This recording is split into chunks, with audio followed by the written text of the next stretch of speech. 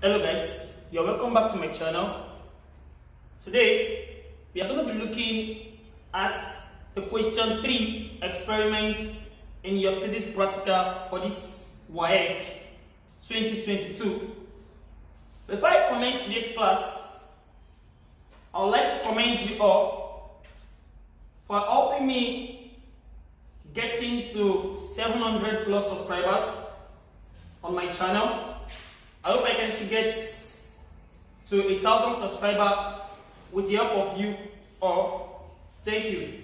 And if you are new to my channel, please don't forget to click on the subscribe button to subscribe to my channel, and also click on the like button to like the video. I'll be expecting a comment from you. Anything you don't really understand about the experiment, how it goes, just drop a comment for me in the comment box section below. I'll be expecting that from you. Now, before I do this, the question, as you have to know that in waec, your first question is mechanics. The second question might be in the field of heat or mechanics also, while the third question is always in electricity. But for this year's waec, I think the first question is on mechanics. Second question is also on mechanics, while the third question is on electricity.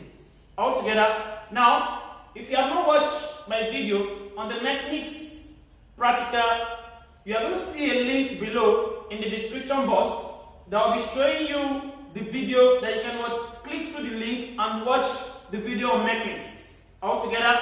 Now let's get started. We are given a diagram like this. In today's video, I will be showing you how you can easily practicalize this yourself in exam, whereby you'll be able to connect the experiments yourself, and then at the end of this class, I'll be showing you how to know if the readings you are taking is really correct or you are taking the wrong reading. I'll be showing you with the derivation today. Please stay with me to the end of the video. Thank you. Now, I have an experiment here whereby I have the diagram. In this year's question, we are given a potentiometer. We have to provide a potentiometer. We have to provide a 2-volt battery, a 2-ohm resistor, and we have to provide an ammeter and a key. Also, we have to provide a jockey. When you have to provide all this, what are they expecting from you? The first thing that they are expecting from you is that you want to verify the relationship that is found between the resistance of the wire, the resistance of the wire and the length of the wire. But here, we want to know how the current that is flowing through a metallic conductor like a wire varies as the length of the wire, and the potentiometer varies. All together. Now, the first thing is how do we set up our experiments? From this place that I are given here, I think we are given that this thing that I see, this line that I see here, represents connecting wires. Now, the first thing I will advise you to do is that, you see, this here resistor does not have any terminal. It has neither positive terminal nor negative terminal. All together, but it has two ends. But if you want to start your connection, note that ammeter must be connected in parallel with the battery. How do you connect ammeter in parallel with the battery? Now, it should be connected in such a way that the negative terminal of the ammeter will be connected to the negative terminal of the battery. The positive terminal of the ammeter should be connected to the positive terminal of the battery. That is first thing that you need to know. Now, in the diagram like this, how do we read this circuit? We are starting my connection from here. This is my battery. This is the negative terminal of the battery. This is the positive terminal of the battery. Now, I connected one end. The negative terminal of the battery is connected to one end of the resistor. Don't forget I told you that the resistor does not have any terminal, either positive or negative. So if I connect negative terminal to here, automatically this should be generating negative. Here also what? Negative. Now, connect this negative terminal to this, and the negative terminal, one side of the resistor should be connected to the negative of the ammeter directly. the negative of the ammeter to the negative terminal of the battery. That is number one. The second one, you see, this potentiometer, it has two ends. I'll be showing you here. One end is positive, which will be denoted with what? A red this thing, while the other end is what? Negative. We are going to perform the experiment also in this way. This is my potentiometer given to us in this place here. I have the positive terminal, the negative terminal of the potentiometer. Now, how do I connect it? What you are seeing here simply means the positive terminal of the battery should be connected directly to the positive terminal of the potentiometer. Now, this is the battery that I'm given here. First thing is that I connected the battery together. Why am I connecting it together? It is because this battery here is having a 1.5 volts, while this one also has 1.5 volts, and I need a voltage of up to like 2 volts. I can use two batteries together, which will give me a total voltage of 3 volts. Why? Because this battery is connected in series. So if two batteries are connected in series, we tend to get the voltage to be added together. This is what I'm seeing here. Now, the positive terminal of the battery is here, the negative terminal is here, which is connected positive to positive.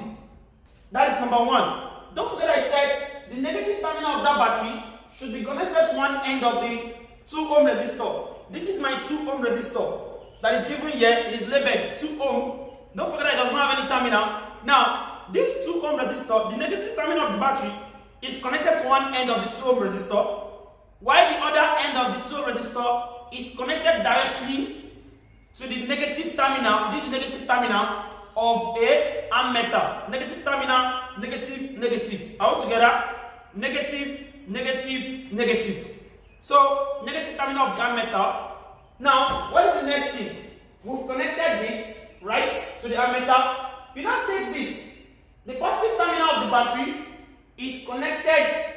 Okay, let me take it like that to this end. So, while the positive end of the ammeter, altogether, the positive end of the ammeter is connected to one end of the key. Again, this is my key. Our key too does not have either positive or negative end.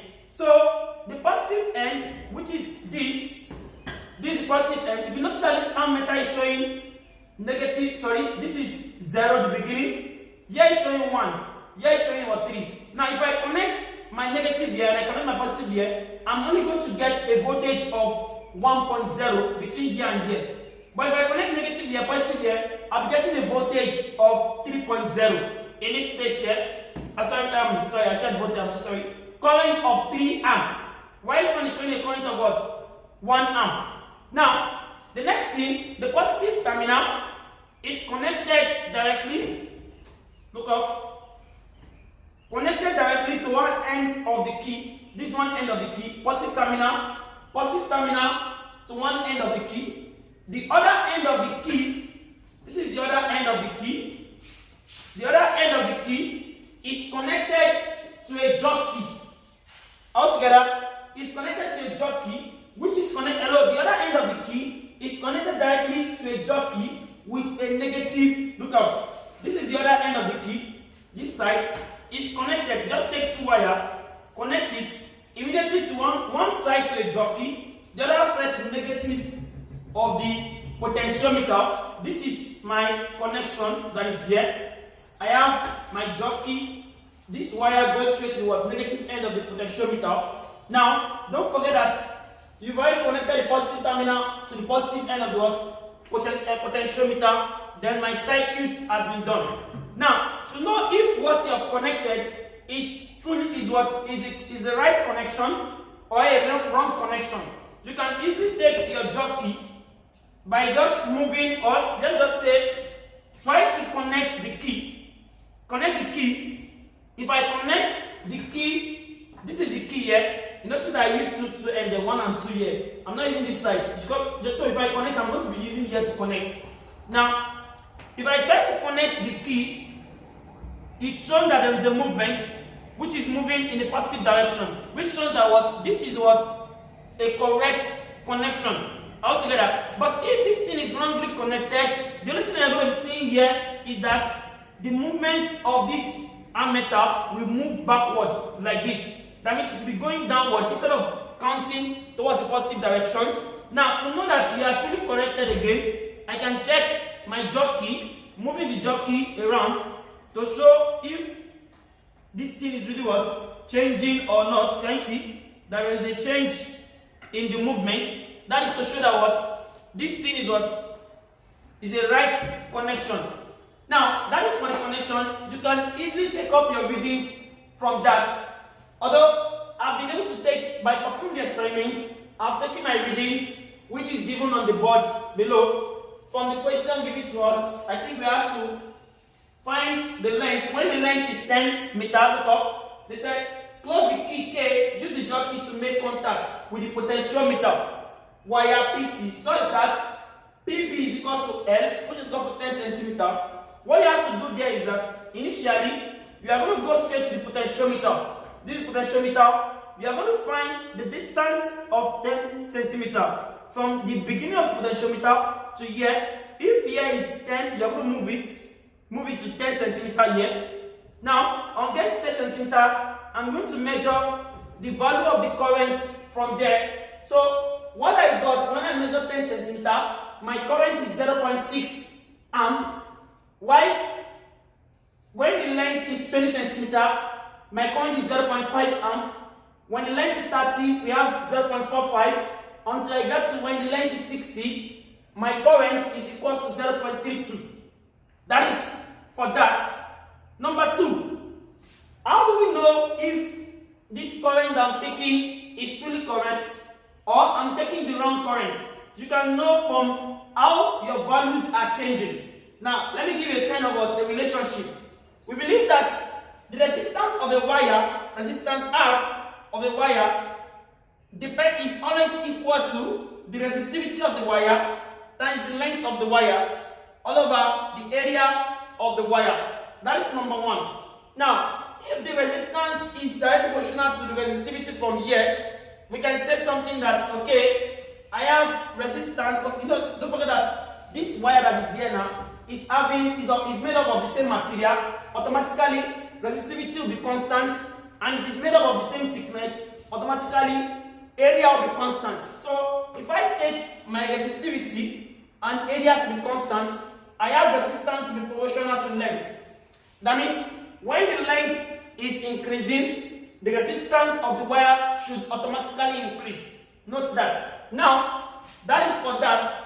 But I want to know how this length does it have any relationship with the current or not. Take a look at this. From Ohm's law, Ohm said that the voltage in a metallic conductor is proportional to the current that is flowing in that conductor. Altogether, provided that the resistance of the conductor remains and some other things are constant. Altogether, from here, if the voltage is proportional to this, let me fully write the Ohm's law. V is equal to IR, where my R can be written as V all over I. But in this case here, I want to do something here. I want to take the voltage. Don't forget that I'm using the same voltage of 3 volts in this circuit. The voltage running in this circuit is the same, equal voltage. So if my voltage here is constant, I want to do something. If I allow my voltage to be constant, automatically my resistance should be inversely proportional to my current. Are you getting what I'm doing? My resistance should be inversely proportional to what? My current. That means when the resistance is increasing, my current should be what? Reduce. Which is correct. Normally, when the resistance of a wire is increasing, there is a decrease in current. When the resistance of a wire got to a stage, the current that will be flowing in that circuit will be equal to 0. Are you getting? And one of the major factors that can increase the resistance of a wire is by increasing the temperature of the wire. So if the temperature is increased, resistance will tend to increase. Now, take note of this. If R is proportional to 1 over I, then, and in this equation here, I said R is proportional to length. I can automatically say that length is proportional to 1 over I. Now, that means when the length of the wire is increasing, there must be a decrease in value of current. Now, let's try to check it. We have an increase in length, 10, 20, 30. My current is what? Decreasing. 0.6, 0.5, 0.4, 0.4, 0.35, 0.32, which shows that the readings we are taking is truly correct. Assuming you are taking a reading whereby the length is increasing, the current is also increasing the way the length is increasing, then the readings are wrong. Altogether, note that. I think I'm done with this. Now let me now try to show you how to plot the experiment of this thing. I'll be showing you how the experiments can how the graph can be plotted. Altogether, in my previous video, I tried to explain to you how we can plot the graph. In this place here, they said we have to tabulate your reading, plot a graph of L on the vertical and I inverse on horizontal. I've been able to calculate my I inverse. Don't forget that my I inverse is always equals to 1 over my current. That is the formula for my I inverse. Now, we can divide 1 divided by this, we give you this. Then from there we can get our I inverse.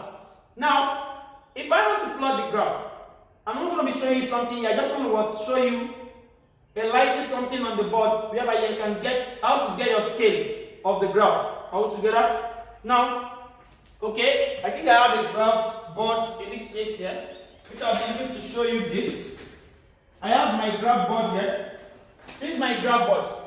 On this graph board here, I have, let me try to move it somewhat like this so that you can easily get what I'm doing. I'm moving it backward. Here, we have to plot length. My length is given to me as 10, 20, 30, 40, 50, 60. And then we are given a value of L inverse to be equals to 1.67, 2.00, 2.22, 2.50, 2.86 and what? 3.13. Now, how can I select this? This is on the vertical, while this is on the horizontal. The first thing I need to do is to check what is the highest value of my length. The highest value is 60.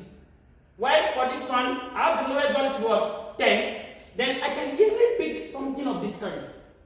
By picking to use, just make sure that your graph should be what? A little bit long. Now, if I pick something of this kind, if I bring here, like this, and I drop my value to this place here, so that I'll be having something great. Now, let's count. I'm starting from here. This is my 0. This one should be, how to use, okay, let me say, we can use 10 units, or we should just use 20. But if I use 10, 20, 30, 40, 50, 60, 70, 80, you can use like that. You can use 10 centimeter for each of these. Why? It is quite easy. You have the graph like that. Now, why in this place here, this one is to be plotted on the horizontal. I will check the lowest value here, 1.6. So let me forward deal with this. I have here, don't forget that one thing I need to know that you must not forget, if you are plotting graph in physics, is for you to input your origin.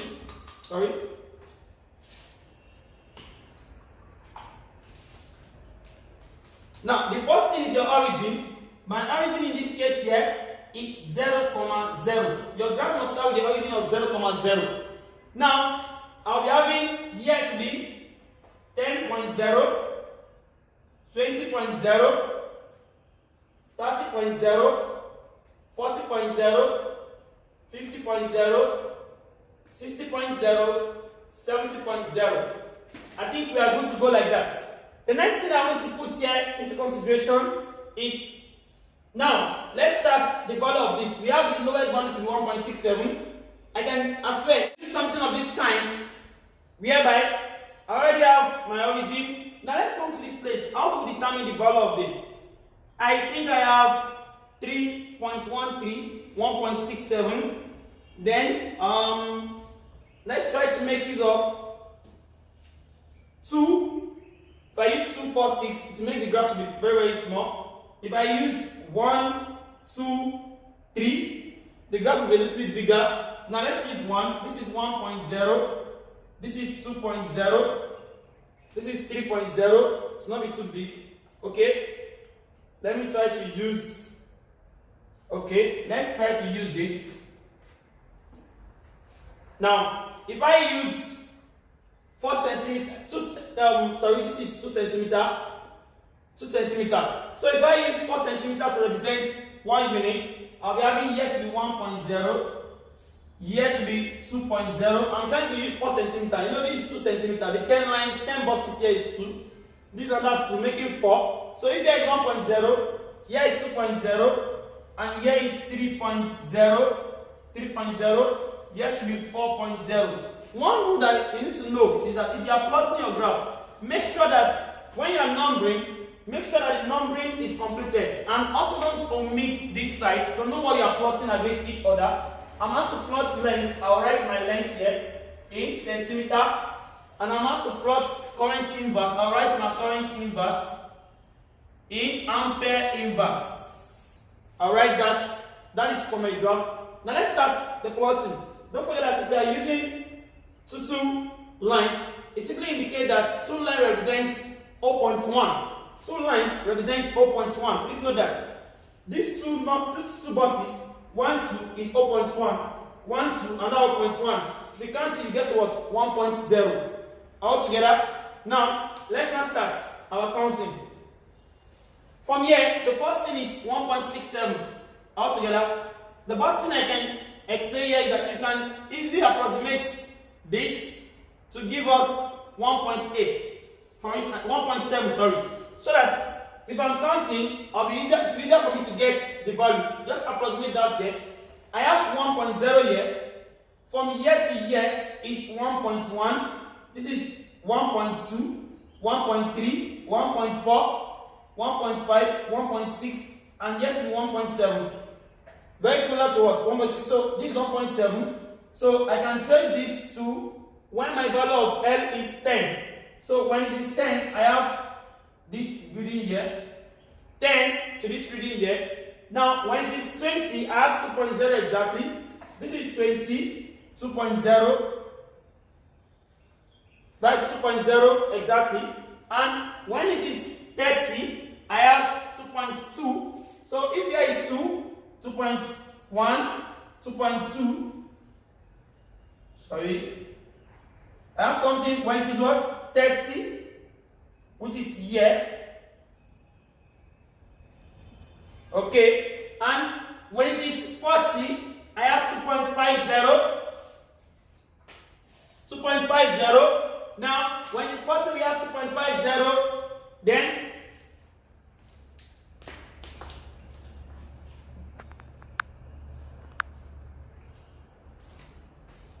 so when it is 40, we have 2.50.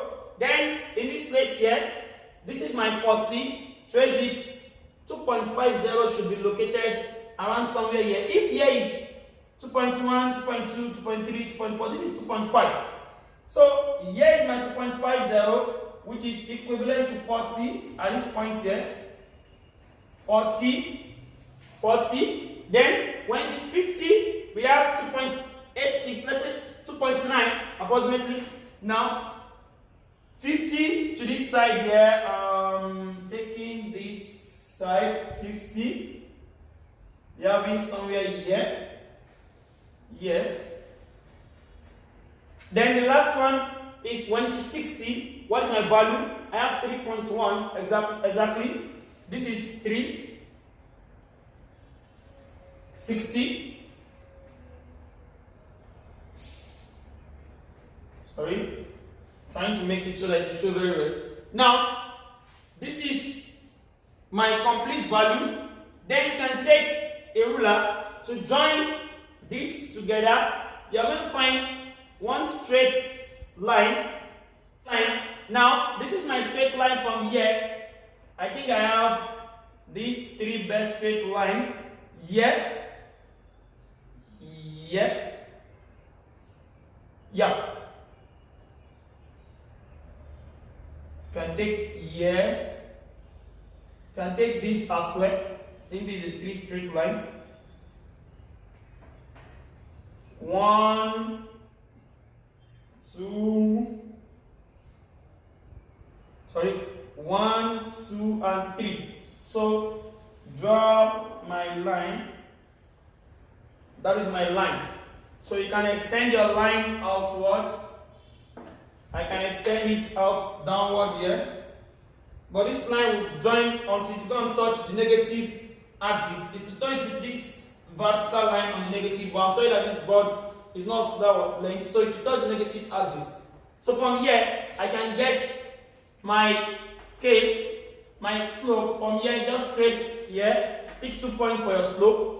So just know that your slope must cover 80% of your graph. Now I should have if I pick somewhere here, if I pick 70, okay, yeah, I pick 70, I can as well pick maybe somewhere in this place here, somewhere here, yeah, here. Then I'm going to join it together.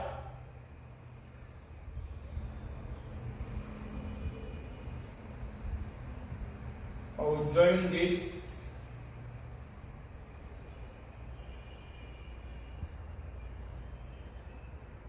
I think I've gotten there.